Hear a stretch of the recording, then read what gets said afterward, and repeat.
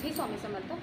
उद्या मुलांसाठी आपल्याला काय उपाय करायचा आहे. उद्या 25/2/2024 अंगारकी संकष्टी. त्यानिमित्त आपली मुलं तल्लख व्हावं, हुशार व्हावी, त्यांच्या मनात अभ्यासात मन लागावं, त्यासाठी एक उपाय करायचा. काय करायचं तुम्हाला, दुर्वा हातात घ्यायची तुम्हाला. मुलं मोठी असेल त्यांना करायला सांगा, मुलं मोठी नसेल लहान असेल तुम्ही हा उपाय करा. त्यांनी केला तर उत्तमच आहे, पण लहान असेल त्यांना वाचता येत नसेल किंवा नीट जमणार नाही त्यांना तुम्ही केलं तरी चालेल. हातात दुर्वा धरायची.